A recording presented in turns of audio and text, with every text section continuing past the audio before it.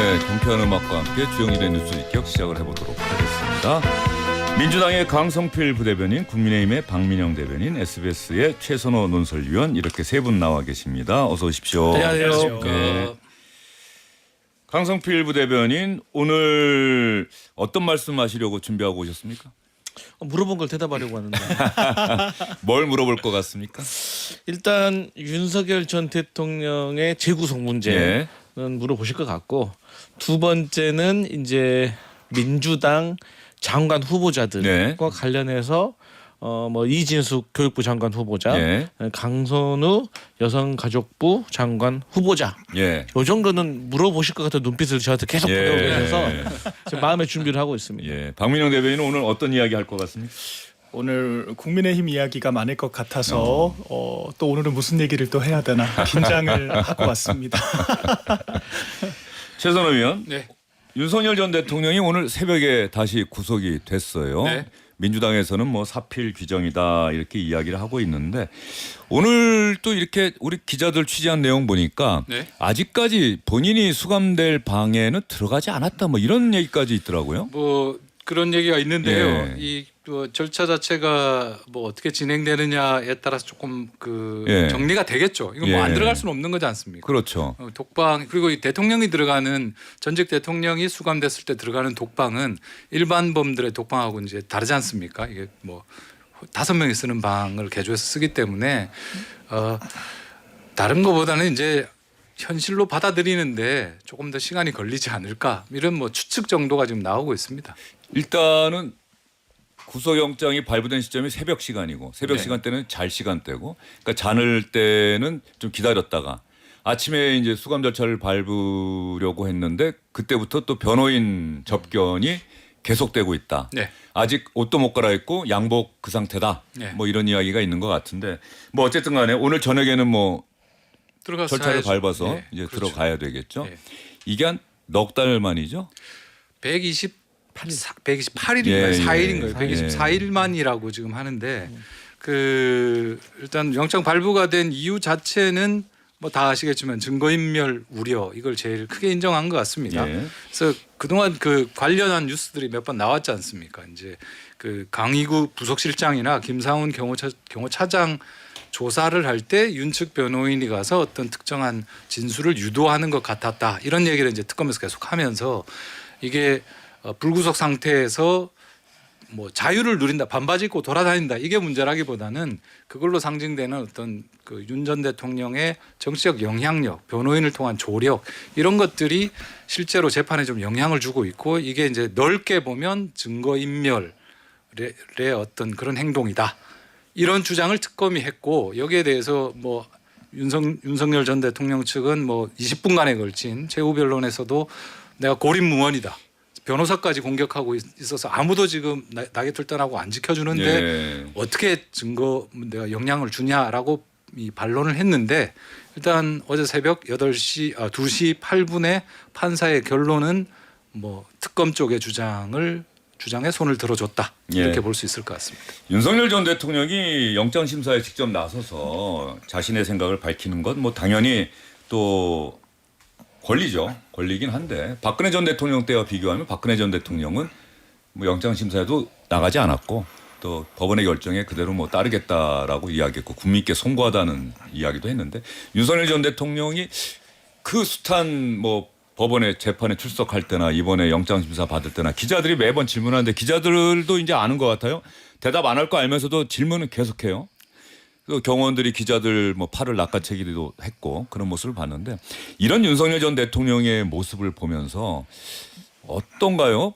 법적으로 자신의 권리를 주장하는 거는 뭐 국민 누구에게나 인정되는 권리이긴 한데, 그래도 대통령까지 지낸 사람인데 모든 것이 나의 책임이다, 내가 무슨 말을 더 하겠느냐, 뭐 이 정도 이야기가 아니라 뭐 하나하나 세세하게 뭐 밑에 사람들에게 책임을 돌리는 듯한 이런 이야기, 뭐 이런 부분들 사실 언론 보도 통해서 보면서 지지했던 분들조차도 좀 고개를 갸웃하는 그런 이야기를 또 저도 들은 적이 있는데, 이게 약간 특수부 검사들의 특징인 것도 같아요. 그러니까 일반적인 수사와 다르게 좀 정치권 수사 같은 경우에는 법리 그 자체도 중요하지만 여론전이 또 그만큼 중요하지 않습니까? 그래서 피의사실 공표 문제가 자주 불거지기도 하죠.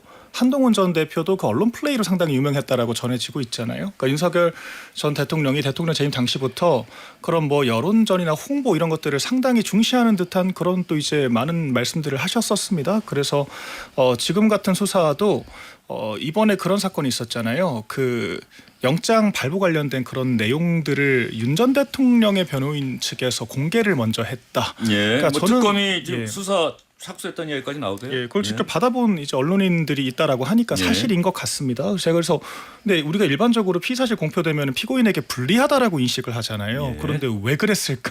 근데 저는 그것도 약간 이런 특수부 출신 검사인 윤 전 대통령의 그런 특성에 그런 맞는 대응이 아니었나 생각이 듭니다. 어차피 특검을 통해서 일방적으로 언론에 보도될 바에야 내가 진술한 내용들이라도 대중들에게 알리는 것이 차라리 낫지 않겠나, 그런 여론전 측면을 좀 중시한 그런 행위가 아니었을까라는 생각이 듭니다. 박민영 대변인은 그런 윤석열 전 대통령의 태도 네. 어떻게 생각하시는지. 지금 당장은 국민들께 좀 실망스러운 모습을 드리고 있는 것이 맞죠. 제가 봤을 때도 일단 헌법재판소에서도 관련 결정들이 나왔고요. 네. 지금 저도 정당인의 한 사람으로서 저희도 굉장히 곤혹스럽습니다. 예. 이렇게 입장을 밝히기도 힘든 그런 상황이고, 더 솔직한 말로는 이 정권이 3년 만에 붕괴하게 되면서 저와 가까운 사람들도 정말 많은 상처들을 받고 있거든요. 예. 근데 그런 데 대해서 당연히 저희도 실망하지 않을 수가 없는 상황인 거죠. 예. 사실 무언가 일이 잘못되면 그 어떤 일련의 세력이 있었다고 하는 세력의 가장 높은 곳에 있는 사람이 모든 것이 다 나의 책임이다라고 이야기하는 게 우리가 흔히 생각하는 정치에서도 그렇고 일상생활에서도 그렇고 그런 건데, 그 강성필 부대변인은 뭐 이런 이야기 많이 하셨을 것 같은데, 윤석열 전 대통령 이건 민주당이 뭐 비판하고 그런 건 당연하지만 또 비판하면서도 뭐 강성필 부대변인 입장에서는 정치권에 몸담은 사람 입장에서도 좀 뭐 씁쓸함도 있지 않을까 하는 생각도 좀 드는데. 저는 사실 많은 언론에서 이 윤석열 전 대통령의 재구속 사유에 대해서는 많이 다뤘기 때문에 예. 저는 조금 감정적인 면에 대해서 조금 말씀드리고 싶습니다. 저는 오늘 아침에 윤석열 전 대통령이 구속 전 피해자 신문을 마치고 나오는 모습을 보면서 경악을 했습니다. 주머니에 한 손을 놓고 손을 있더라고요. 주머니에 넣은 상태였죠. 저는 잘못 본 줄 알았어요. 주머니에 손을 놓고 있어요. 한 손을 주머니에 손을 놓고 있어요. 이거 어떻게 그럴 수가 있습니까? 국민들이 보고 있다는 거를 본인도 뻔히 알 거 아닙니까? 근데 주머니에 손을 놓고 있어요. 그럼 국민을 대하는 태도인 거예요. 그냥 말씀하셨지만 혹여 본인이 속마음은 그렇지 않다고 하더라도 우리가 상투적이란 말 많이 쓰잖아요. 어쨌든 송구스럽습니다. 제가 협조하겠습니다. 하지만 뭐 진실은 밝혀질 겁니다. 요 정도라고 얘기를 하지는 못할 망정 주머니에 손을 놓고 있다는 거는 저는 기분 나쁘다라는 거예요. 지금 본인이 그렇게 표시를 하고 있는 거고, 본인이 직접 변론을 했다고 하지 않습니까? 네. 변호사가 왜 있는 겁니까? 쉽게 말해서 판사 앞에서 자기 변명을 해야 되는데 내 입으로 변명하기가 민망하니까 그래서 변호사가 있는 겁니다. 그래서 변호인을 세웠을 건데 그럼에도 불구하고 본인이 호소를 했다. 근데 또 호소했던 것은 주머니에 손 넣은 거하고 또 내용이 달라요. 변호인을 구할 수가 없고 고립무원이다 이렇게 또 호소하는 것은 너무 이게 앞뒤가 다른 모습이기 때문에, 그리고 저는 이제 여러 가지 이제 구속 사유 중에서도 마지막 하나가 좀 기분이 안 좋았던 게 뭐냐면 예. 1월 달에 체포영장을 집행하는 과정 속에서 어쨌든 총을 뭐 보여라 이런 식으로 말을 했다는 거 아니겠어요?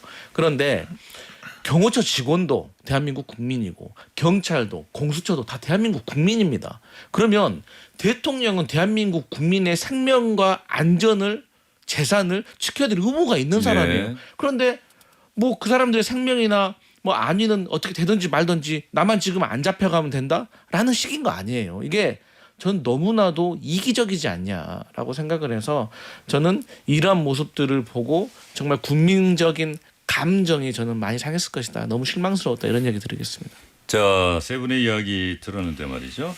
각 정당에서는 어떤 반응을 내놓았는지 민주당의 김병기, 국민의힘의 송원석 원내대표 이야기 차례로 한번 들어보겠습니다. 국가반역의 외환죄도 철저하게 조사해 주시기 바랍니다. 하루빨리 내란숙의 윤석열과 그 일당들에게 법정 최고형을 내려서 대한민국 헌법과 민주주의 위험을 바로 세워야 합니다. 전직 대통령이 또다시 구속 수감되는 불행한 사태에 대해서 국민 여러분께는 굉장히 송구하게 생각합니다. 다만 수사와 재판은 법과 원칙에 따라서 정당하게 또 공정하게 이루어지기를 바랍니다. 송원석 원내대표가 또 한 번 국민께 송구하다고 이야기를 했는데 말이죠. 자, 이런 상황에서 최선호 의원, 네. 윤석열 전 대통령이 원래 오늘 내란 혐의 재판이 있었는데 네. 불출석했다. 그런데 지기현 부장판사가 좀 당황하는 모습을 보였다. 예. 이제 지기현 판사가 그 변호인한테 물었습니다. 예. 이게 출정을 거부하는 겁니까? 아니면 불출석하는 겁니까? 라고 물어봤어요. 예. 그러니까 뭐 설명을 했을 거 아닙니까? 설명하는 내용이 이제 새벽에 영장이 발부가 되니까 이게 좀 절차적으로도 좀 이게 어렵고 아침에 나오려 그러면 교도관한테 뭐 통보를 하고 뭐 법정에 소환 준비를 하고 이런 거 해야 되는데 이런 게 좀 늦어지면서 좀 오늘은 어렵다. 그래서 다음에 최대한 빨리 기일을 좀 잡아주시면 그때 하겠다. 지금 일주일에 한 번씩 재판하는데 한 번 더 해달라라는 취지로 이야기를 했습니다. 근데 그 정도 이야기 상식적으로 들리지 않습니까? 근데 이제 지기현 판사가 근데 그게 왜 여기저기 불출석 사유서에는 없습니까? 여기는 건강상 이유라는데 무슨 건강의 이유인가요? 이렇게 된 거죠. 그러니까 변호인이 당황해가지고 그 좀 서류 좀 보여줄 수 있겠습니까? 그래서 거기서 서류를 보는 예. 촌극이 벌어진 거죠. 그래서 지금 윤석열 전 대통령의 이제 변호인들이 어떻게 보면 법률적인 변호를 한다라기보다는 그 윤석열 전 대통령이 계엄은 정당했고 이건 뭐 계몽령이고 자기는 자유민주주의를 지키기 위해서 반국가 세력에 대해서 주권 침탈 세력에 대해서 한 것이 바로 정당한 계엄이었다라는 윤석열 전 대통령의 생각이 한치에도 안 물러서니까 정치적인 지금 변론 전략을 현재의 윤석열 전 대통령 변호인들이 하고 있는 거거든요. 그러니까 사실 아기도 좀 잘 안 맞고 뭐가 좀 허점이 계속 생기는 거죠. 그래서 윤석열 전 대통령이 아마 현실을 다 받아들이는 것. 아니 군대 2번 간 거보다 더한 거잖아요. 감옥 지금 구속돼도 풀려났다가 지금 가는 거니까 아마 멘탈을 잡는 게 오래 걸릴 겁니다. 그래서 계속 뭐 변호인 접견하고 뭐 이렇게 하는 것 같은데 당장 내란 특검이 내일 오후 2시에 지금 오라는 거 아닙니까? 예. 소환하고 있거든요. 그러면 멘탈 잡는데 좀 힘이 들겠지만 전반적인 그러니까 정신줄 놓는 거 잡는 거 문제가 아니라 아까 사과 안 했다라고 이제 앵커께서 말씀하셨는데 국민들이 듣고 싶은 얘기가 있잖아요. 그런 전체적인 이 상황에 대한 전체적인 좀 재정리 그리고 변론 전략도 다시 한번 제대로 정리하는 거 이거 안 하면 결국에는 윤석열 전 대통령한테 가장 불행한 그런 결과로 이어지지 않을까 이런 생각이 듭니다. 이번 영장 심사 과정에서 윤석열 전 대통령이 했다는 이야기 언론 보도를 통해서 들려오는 그런 이야기를 보면은 윤석열 전 대통령이 뭐 사과를 할 것 같지는 않다 이런 생각이 들어요. 본인의 생각이 점점 더 시간이 지나면서 더 확고해지는 거대 야당이 입법 폭주를 경고하기 위해서 계엄령을 내렸을 뿐이다. 이건 대통령의 권리다. 그리고 뭐 총이나 이런 것들은 그냥 이야기를 원론적인 이야기를 뭐 총기 배포가 어떻게 되느냐 이런 걸 물어본 차원이었지 뭐 총기를 보여라라고 나는 지시한 적이 없다. 그런데 정작 뭐 국회에 투입된 군병력이나 또 그 당시 체포영장 집행을 저지해야만 했던 경호처 직원들의 이야기는 대통령의 이야기와 너무나도 다르다. 뭐 이런 상황들이 계속 반복되니까 국민들은 참 이런 상황 보면서 많은 생각이 들 것 같은데 지금 윤석열 전 대통령이 수감될 장소가 아까 5명 그 수용자가 있을 공간을 터서 이렇게 한 사람 윤석열 전 대통령 한 사람 우리가 과거에도 전례가 있으니까 예. 박근혜 이명박 전 대통령 뭐 그 정도 공간입니까?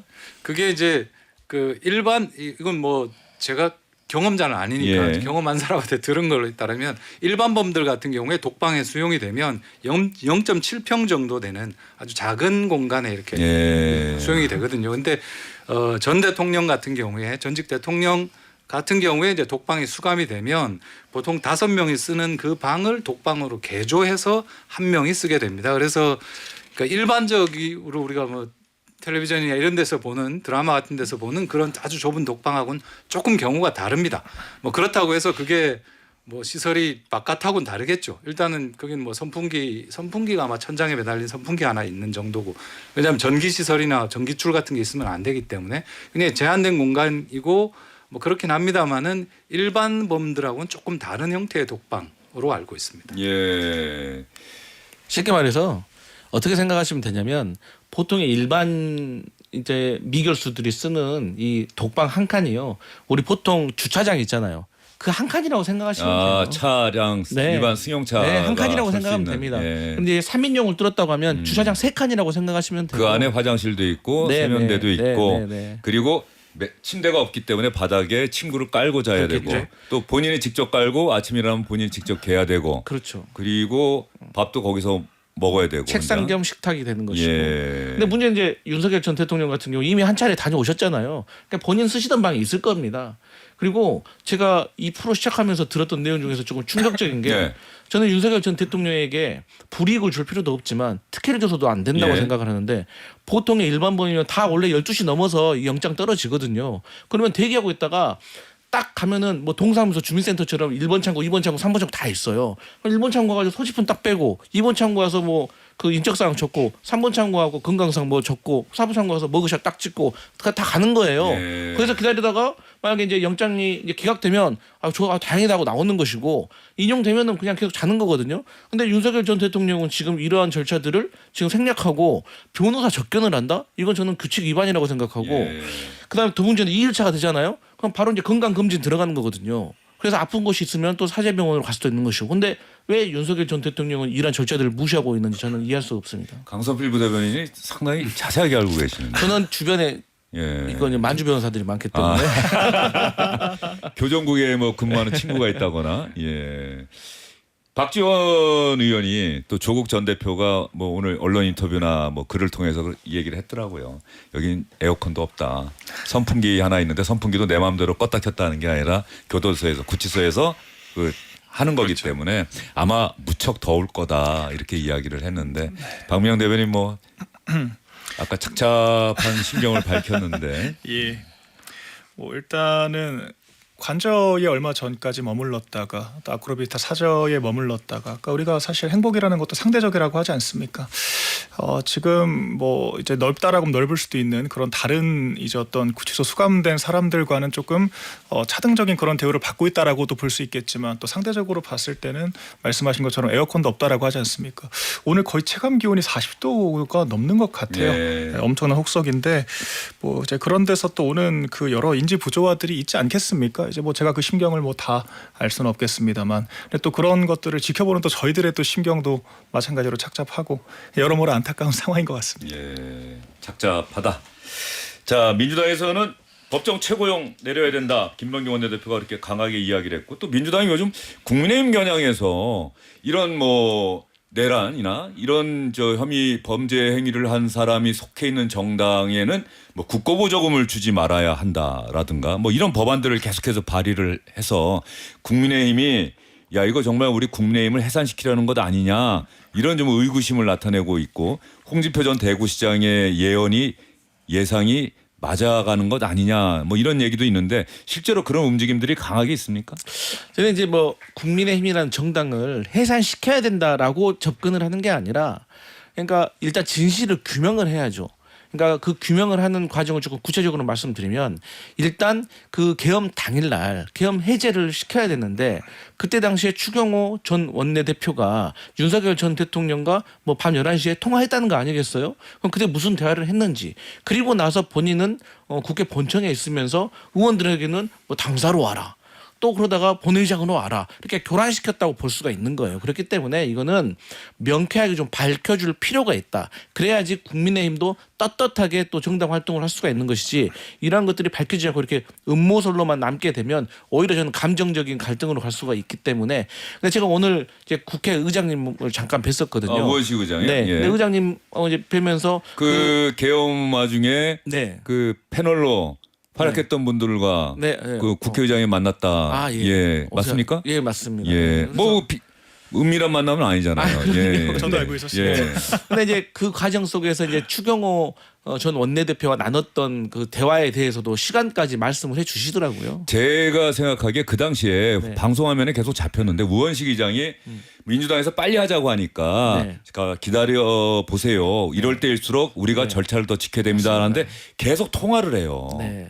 그 나중에 보면 그 추경호 원내대표와 통화한 것도 거기에 포함되지 않을까 하는 생각이 들거든요. 그런 맞습니다. 이야기를 하시던가요? 그래서 이제 추경호 전 원내대표에게 어쨌든 우리는 뭐 예를 들어서 1시간 후에 이제 계엄 해제와 관련된 본회의를 개회할 것이다. 그러니까 뭐 본인들도 빨리 연락해서 조치할 사람 조치해라라고 하니까 이제 추경호 전 원내대표도 뭐 거기에 대해서 뭐 시간을 가지고 좀 협상을 했을 수가 있겠죠. 이제 그런 내용들이 있었습니다. 그리고 이제 뭐 늦춰달라고 요구했다는 것까지는 맞습니다. 이야기가 나왔었으니까. 네. 예. 30분 늦춰달라고 네, 예. 맞습니다. 했었다는 거죠. 근데 이 상황이 근데 그 첫 번째 통화를 끝낸 다음에 계엄군들이 창문을 깨고 들어온 거죠. 그러다 보니까 이제 상황이 급박해져서 이제 1시간이 30분으로 줄은 것 같아요. 그래서 이제 여러 가지 상황이 있었고 민주당 의원들은 이제 계속 빨리 열어라 이렇게 하는 게 그런 어떤 소리를 치고 그런 긴박한 상황이 있었다고 들었는데 이제 그 과정 속에서 의사국에서 법적 검토도 있고 절차가 중요하기 때문에 이러한 것들이 있었다고 이제 그 상황을 좀 들었는데 그때 상황이 정말 긴박했고 그때 정말 침착하게 국회 사무처 직원들이 잘 대응을 했구나라고 느꼈는데 어쨌든 그런 과정 속에서 윤석열 전 대통령과 추경호 전 원내대표가 정말로 어떤 통화를 했는지는 밝혀낼 필요가 있다. 그리고 나서 정당 해산과 관련된 문제는 그 다음에 법적으로 저는 처리하면 될 것이다 그렇게 생각합니다. 예, 뭐 민주당의 당 차원의 의견은 아니고 이제 일부 의원들이 그런 법안을 발의하고 네. 그런 목소리를 언론 인터뷰를 통해서 내고 있는 상황이다. 네. 근데 아직 민주당 차원의 네. 그런 뭐 정리된 입장은 아니다. 근데 사실 그게 사실이라면 당연히 그 수순으로 가는 게 맞지 않겠습니까? 그 중간쯤에 있는 예. 것 같아요. 왜냐하면 박찬대 지금 당 대표 출마자가 이 내란 특별법 발의에 참여를 했기 때문에 개별 의원들의 행동과 당론은 아닌데 그렇다고 개별 의원의 행동이다라고만 하기에는 조금 더 무게가 실려 있는 조금 그런 상황인 것 같습니다. 박민영 대변인도 이런 이야기 많이 들었을 것 같은데 아마도 어제 이 자리에 나왔던 한 패널은 그런 이야기 하더라고요. 김철근 개혁진당 사무총장은 아마도 위원정당 해산 심판을 청구한 상황에서 지방선거가 치러지지 않겠느냐. 네. 예. 저는 뭐 조금 과도한 가정이라고 생각을 합니다. 왜냐하면 저희가 합수본에서 이미 대부분 수사를 진행을 했잖아요. 추경호 원내대표의 어떤 처신에 대해서 여러 가지 생각들이 있겠습니다만 기본적으로 윤 전 대통령이 그렇게 말했다라고 하는 거는 사실 아니겠습니까? 미리 이야기해주지 못해서 미안하다. 그러니까 사전에 인지를 못했다라고 하는 것은 맞는 것 같고요. 또한 지금 당시 국민의힘의 단톡방도 다 공개가 되어 있습니다.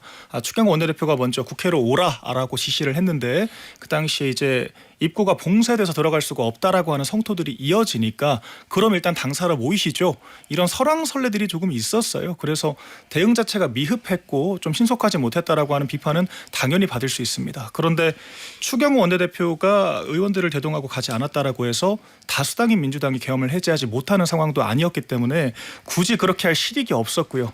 정말 윤석열 전 대통령의 그런 불법적인 비상계엄을 인식하고도 방해할 목적이었다면 오히려 몸으로 막았겠죠. 그래서 그 과정에서 어떤 그런 잘잘못을 따져볼 수는 있겠지만 이것이 윤석열 전 대통령에게 적극적으로 동조한 것이고 정당 전체를 해산할 사유다라고 하는 것은 전 좀 과하다다 생각을 하고요. 또한 그런 그 수사 과정에서의 문제와 또 국고보조금 금지를 법제화하는 것은 전 또 전혀 별개의 문제가 있다라고 생각을 합니다. 국고보조금 금지되면 사실상 정당 기능이 마비가 되거든요.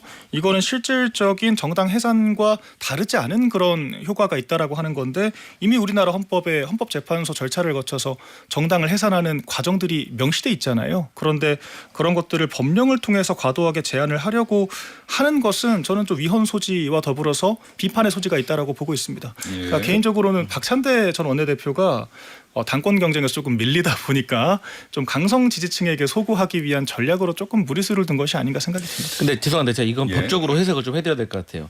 이번에 윤석열 전 대통령의 재구속 그 영장 실질심사에서도 이게 쟁점 사항 중에 하나가 윤석열 전 대통령이 국무위원들의 심의권 행사를 방해했다는 것도 선별적으로 쟁점 연락했다는 사항이었어요. 거죠. 맞습니다. 예. 마찬가지로 추경호 전 원내대표가 이 의원들에게 당사로 와라 본청으로 와라 이렇게 이것을 혼란을 주었다면은 이거는 국회의원들의 계엄 해제권을 방해한 겁니다. 그렇기 때문에 첫 번째로 이게 직권남용 권리행사 방해가 되는 것이고 이게 지금 오해를 하시는데 저희 민주당은 내란죄가 확인이 된다면 그때를 말하는 거예요. 근데 내란죄는 형사소송법상 최고 중형이에요. 그렇기 때문에 그걸 면할 수는 없을 겁니다. 예. 지금 박찬대 전 원내대표 이야기를 잠깐 박민영 대변인이 했는데 네.